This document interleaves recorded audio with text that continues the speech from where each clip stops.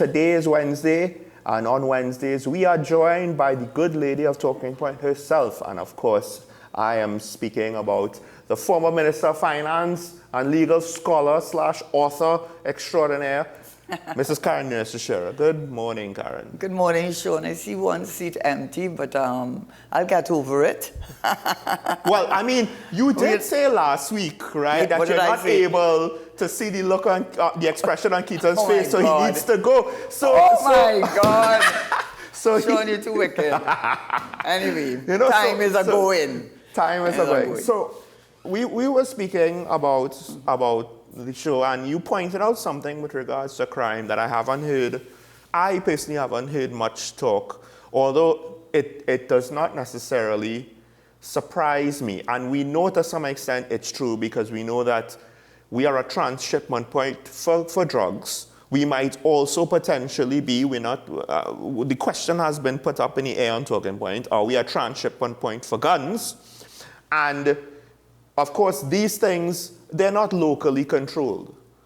They would be controlled by transnational entities, criminal organizations, and we might actually be under a situation where we might be suffering under the influence of more than one transnational entity, criminal operation, from different parts of the region, and the fallout, of course, is their interest is leading to more violence on our streets. Yes, I think what I wanted to bring to the discussion, because I think if we are looking for remedies, I had on another show someone who's no stranger to the public, Darius Figueroa, and he has made it his call in life, so to speak, to study criminology, transshipment, illicit transshipment of drugs, and so on. But before I go on to that, it is what Sean is saying. It is, the difference here is we talk about unemployment and all of those things. As I have said on many occasions, those are the vulnerabilities that make recruitment much easier. It's not that, because when we look, as I've said already, on numerous occasions, we look at Tobago, but when I spoke with him, and you're seeing this actually in yesterday's papers and today's papers, he says now we are really behind in the transnational game. It's become so sophisticated, and that there are two transnational entities operating in Trinidad, the Colombian, which is from way back, and now we have the Mexicans, which he says are far more lethal. And he says that is why you are seeing, this is the information from him, please, and he, I think, is an expert. He said, whilst initially the cells that they operated were on the east-west corridor, now you are seeing it moving south of the Caroni. And if there's any truth to that, certainly today's papers and yesterday's papers appear to bear truth to that, because we saw that 3 persons were called out of their home, put to lie down, and was shot in the back. And I don't think, I just don't, there was no robbery. And then a month before that, in that same home, someone else was murdered when he was called out. And I think I read this morning, Clark Road, which I think is in South, again, you're seeing a pattern emerging. And he did say that was happening. And I want to start, if I may, with the transnational, because, we are only hearing what the Minister of National Security and the politicians and the government want you to hear, right? They're not telling you, why aren't they telling you what is the root cause? Because they do know what the root cause, because the United States has been telling them that. United Nations has been telling them that. This is not Darius Figueroa or Karen Teixeira. And one I will start with, because I went back and looked it up, William Brownfield. He was at the time in 2014 when Dana was murdered. He was the U.S. Assistant Secretary of State responsible for international narcotics and law enforcement affairs in the U.S. Department of State. And he had this to say about Dana's murder. They took June the 24th by a teleconference out of Washington, D.C. He said that the assassination of Dana Sita Hall in Trinidad was orchestrated by a transnational drug organization with, I can't even read my own little notes, and with a presence of a high-level organized crime in Trinidad and Tobago. He went on to say that her murder was well planned and orchestrated. The hit was carefully planned operation. And there's only one kind of entity that does contract murders of this sort of degree of sensitivity, and that is organized crime. So there's no question, he must know, okay? He has to know what he's talking about. You're going to question him. So they have said there's a transnational corporation operating in Trinidad. They said also in another, he had said in that report, well, from my reading, drug trafficking routes are shifting from Central America to the Caribbean in response to increased interdiction efforts in that area. So that they found that in the last 5 years, which is in 2014, he said, the US-bound cocaine is being tracked through the Caribbean has more than tripled, and Trinidad has become a popular transshipment point. But a report now in 2011 from the United Nations Office on Drugs and Crime, so I am reading from the persons who know what they're talking about. They did a study on global homicide in 2011, found that shifts in the drug trade has contributed to increasing homicide rates in the Caribbean. And they're saying other Latin American countries such as Mexico have seen criminal gangs targeting state officials as they become increasingly sophisticated and increasingly brazen. And what was said on the show, which ties into all that I've just said, is apparently we had one transnational organization really operating in Trinidad. Here the word transnational, you know, it's not a little gang operating wherever you think they're operating in Trinidad. They have more firepower to knock out our old police service, and that's what he said. They have enough firepower and sophistication to deal with whatever national security that we think that we have. And initially it was Colombia, but now he says the harder and the tougher one, and that's why you're seeing the move in going down to south of the Caribbean, is the Mexicans. He says the Mexicans are tougher, the Mexicans are more brazen, and the Mexicans, they don't play. So I say all of that to say, with no disrespect to the Commissioner of Police, who I think clearly cannot give, to say to us, let me just say, that everybody's just talking about murder. Everybody's talking about murder, but there has been an increase in other types of crime. Well, let me just tell you, I have a feeling, I don't know why, I have a feeling these same boys who going in and are going into people's homes, those invasions and all the other times that you said have decreased, somehow, I have a feeling they are connected to the gangs and they have unlicensed guns and they're part of a gang.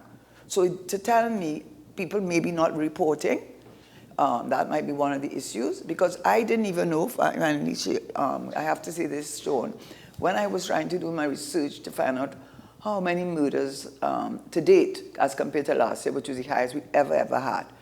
The last figure I had was from last week, which was 160 compared to 129 last year. So look how much it was. So when I was on this, I didn't know, and I went to the CSO, I went to the Trinidad and Tobago Police Service there, and I could not find it. Now, I'm sure there must be somewhere I could find it, but why is it so hard for me to find it? I couldn't find it, so someone knew and found out and told me on Monday it was 189 murders. 189 murders. And you know, well, so you could add that, so it must be 190, something nearly 200. I'm not sure if it's a media house that was keeping track. Of course, the government has the figures. But why can't we? But why can't we? Because here's something interesting. The police service's website used to be tracking crime statistics. And then around July, August last year, I noticed, well, there's a consistent 2-month delay. So if we're in October, the latest information I would have been August. But, you know, after about, you know, every month or so, we'll get the next 2 months and so on, right? But then towards the end of the year, it seemed as though the information got slower and slower. And then this year now, the last time I went to check, I think we didn't have 4 months worth of information. They didn't even have, I think, information for this year, because it was April, the beginning of April when I went to check. So for all 4 months of this year, they had no statistics on crime, much less the murder statistics. And of course, the Commissioner and the Minister of National Security will say, well, let's not just judge it by the murder rates alone. But the irony with that statement is, even the Prime Minister at the symposium in his address pointed to the fact that the murder rate looks like it's going to be worse already than last year. There is a nexus between the two. Right. So if the Prime Minister is going to admit it in front of all of the regional leaders that this is an indicator of a problem, then why should we listen to those that say, well, there are other areas of crime? That's nice, but that's not what's alarming us. What's alarming us is the murder rate. I could recover if someone steals my stuff. I cannot recover if I'm dead.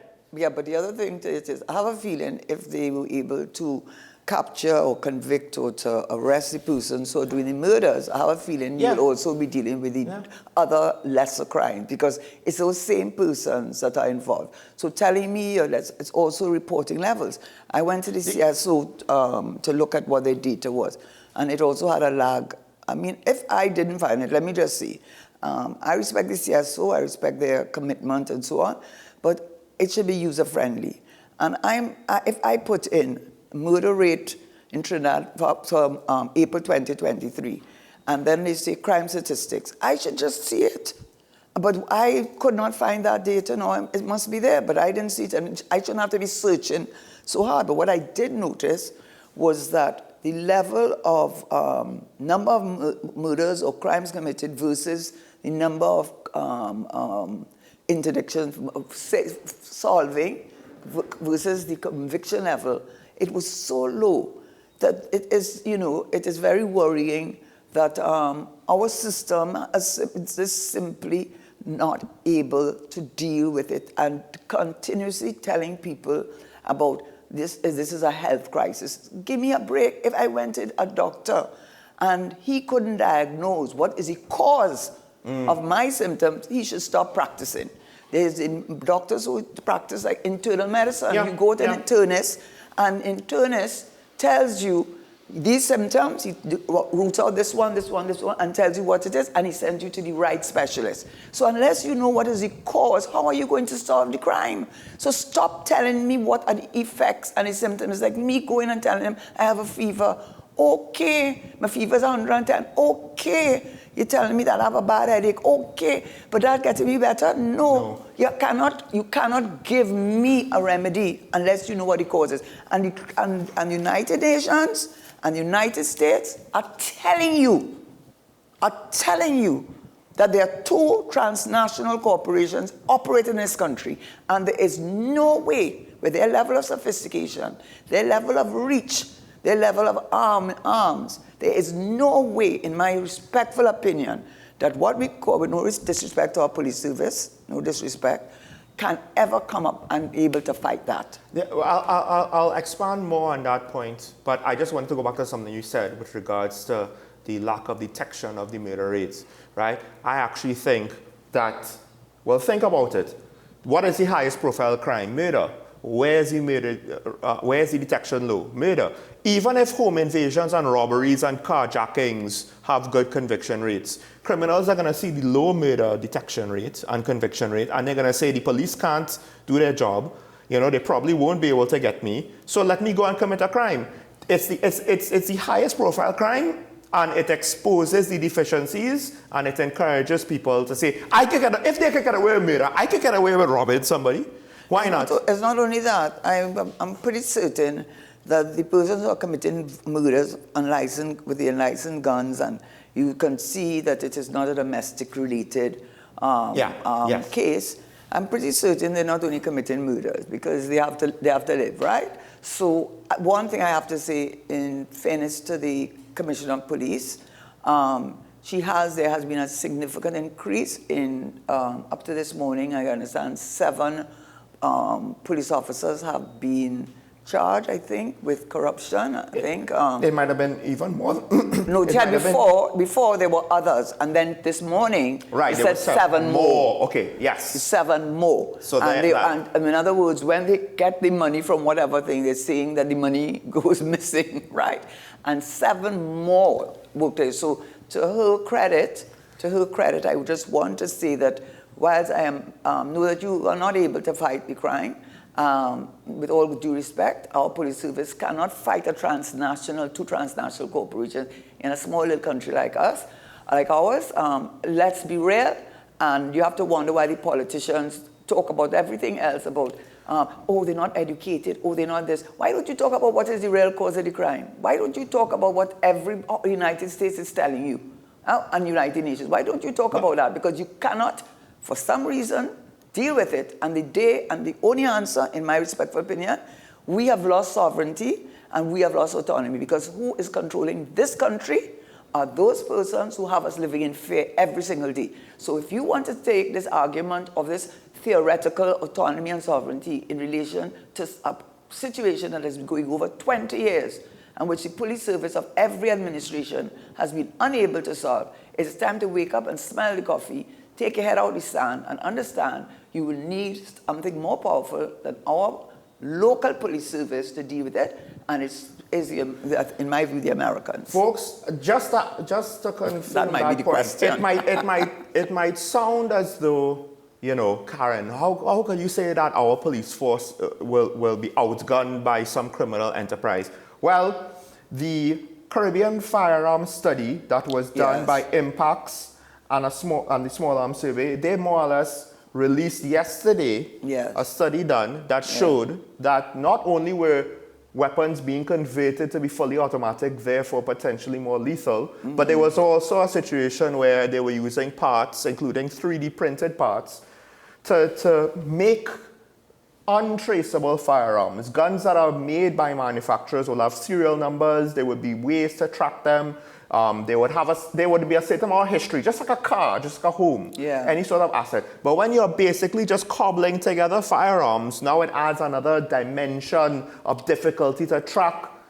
But then, to me, with regards to being outgunned, and we just have a few examples, like with the Pennywise robbery where they ambushed the security guards. You could replace security guards with police officers and you'll get the same outcome.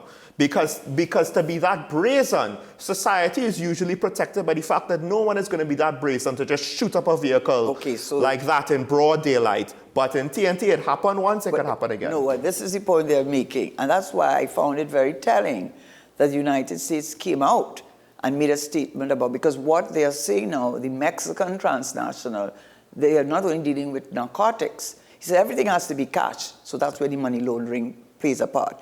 Everything, but it's also the guns, the trade in guns is also hyper, and that is a Mexican they have kind of their footprint, if you so to speak.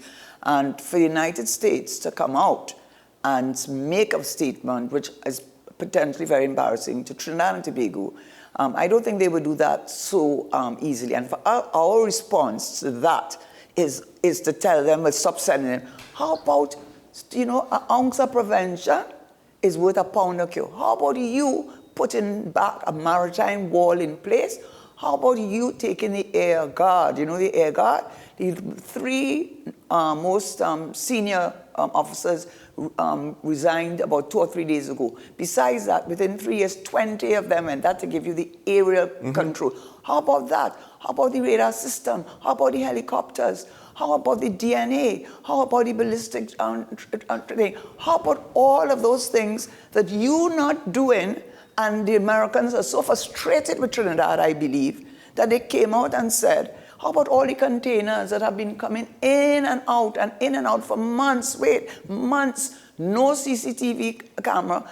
And the acting commissioner, controller of customs, had to say that they are doing manual checks, and there are 14 bays, but only 3 officers assigned to 14 bays, and only 1 CCTV, which is a permanent one, which was donated by the United States.